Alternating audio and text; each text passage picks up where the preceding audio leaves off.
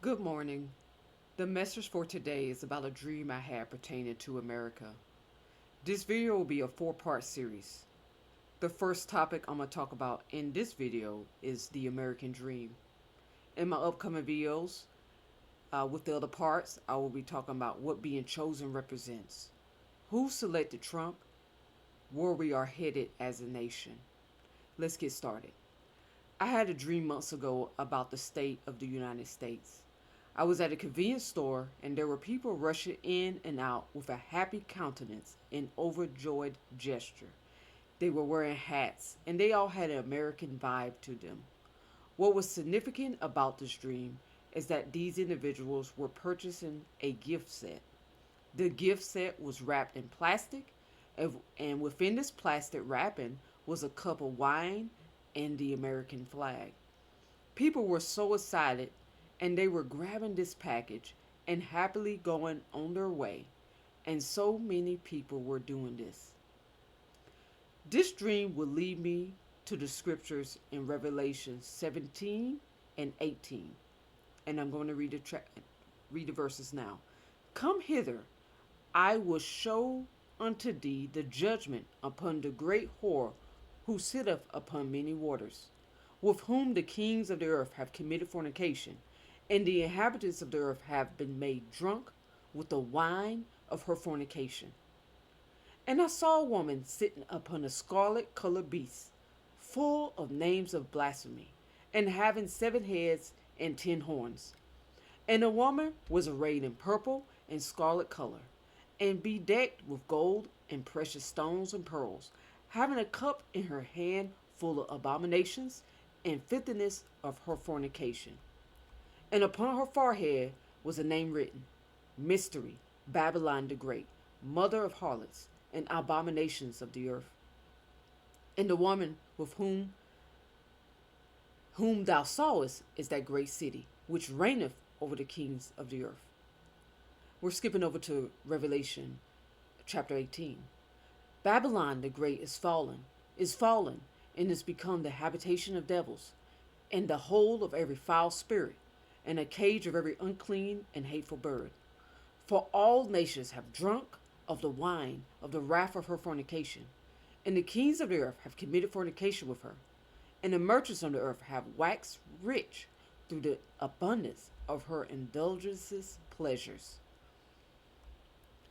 Let's look at the forehead for a moment because we see that in the scriptures it talks about this woman, and upon her forehead was written a name, and that name again was Mystery Babylon the Great, Mother of Harlots and Abominations of the Earth. So when we take a look at the forehead, there's a significance to it. Now, going back to my dream, I told you that these individuals within that dream that were coming to the convenience store were wearing hats. The forehead represents our spiritual identity and denotes our physical emotions. When you wear a hat, it covers what? It covers your forehead. Even a head covering is worn on your head, but it doesn't necessarily cover your forehead. The hat also is a bold statement piece. It's a bold statement piece for brands or logos to be shown. So when people see the hat that you are wearing, it may reflect a team, whether it be a baseball team or a football team. It also reflects that brand that you are wearing. So if you decide to wear the MAGA hat, what are you truly declaring?